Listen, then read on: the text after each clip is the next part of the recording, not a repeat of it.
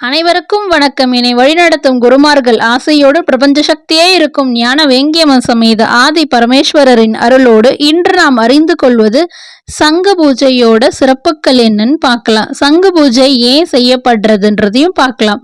இறைவன் சிவபெருமானுக்கு சங்கு பூஜை செய்வதோட நோக்கம் என்னன்னு இந்த காணொளி வாயிலா பார்க்கலாம்.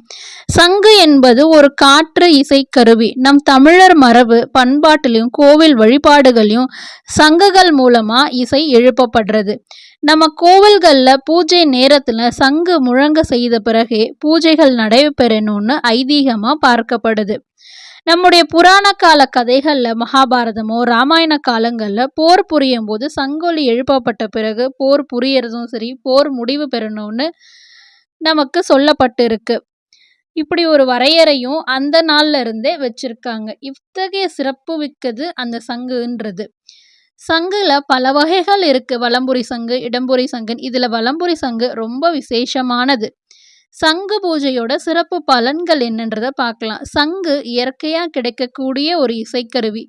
சங்க ஊதுவதனால அந்த ஒலி நம்ம கேட்கும் போது நம்மளுடைய உடல், மனம், அறிவு, ஆன்மாவுக்கு மிகப்பெரிய அதிர்வலைகளை தந்து நம்மள அமைதியாகவும் தெளியும் அடைய செய்யும். அந்த சங்கொலி கேட்பதனால நம்மளை சுற்றி உள்ள எதிர்மறை சிந்தனைகள் அழிந்து நேர்மையான சிந்தனையே நமக்குள்ள ஊற்றெடுக்குன்றத பல தடவை நாம அனைவருமே உணரப்பட்டது. அது மட்டும் இல்லாம சங்கு இயற்கையா கிடைக்கக்கூடியது, வெண்மையானது, சுட்டாலும் வெண்மையை தருவது.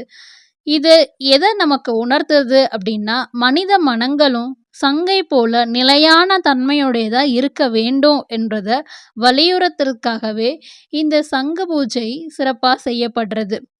இவை எல்லாமே இதனோட சங்கோட சிறப்பு பலன்களா இருக்கு. இறைவன் சிவபெருமானுக்கு சங்கு பூஜை ஏன் செய்யறாங்கன்னு பார்க்கலாம். இறைவன் சிவபெருமான் ஒரு இசை பிரியர் மட்டும் இல்லை, அவர் ஒரு அபிஷேக பிரியரும். எப்பவுமே சிவாலயங்கள்ல சிவவாத்தியங்கள் இசைக்கப்படும் போது இந்த சங்குக்கு தனியா அதற்கு இசைக்கிறதுக்கான ஒரு அமைப்பா இருக்கும்.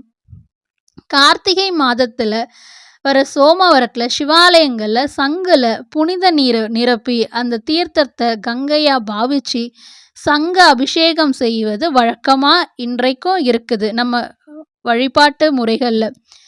சங்கு புனிதமானது, நீரும் புனிதமானது. இதனுடன் நம்ம மந்திரங்களை உச்சாடனம் செய்யறப்ப அது மேலும் புனிதத்துவம் அடைகிறது.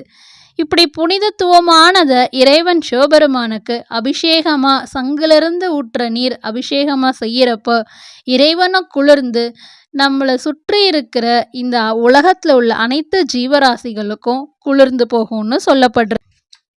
இந்த உலக நன்மைக்காகவோ நம்மளோட நன்மைக்காகவும் இறைவன் சிவபெருமானுக்கு இந்த சிறப்பான சங்க அபிஷேக பூஜை நடைபெற இருக்கு. அதுவும் உங்க திருக்கரங்களால அபிஷேகம் செய்யறதுன்றது நம்ம பல பிறவிகள்ல செய்த புண்ணியத்தோட பலாபலனாதான் இருக்கும்.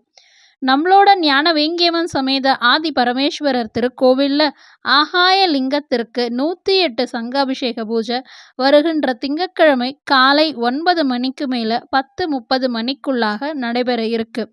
பக்தர்கள், ஆன்மீக அன்பர்கள் அனைவரும் இந்த பூஜையில கலந்து கொண்டு உங்க கைகளால இறைவனுக்கு அபிஷேகம் செய்து சகல தோஷங்களும் நீங்கி வாழ்வில் முக்தி அடைய வேண்டும் என்ற ஞானத்தை இறைவன் இறைவியின் அருளால் பெறுவோம். நன்றி. சிவா. திருச்சிற்றம்பலம்.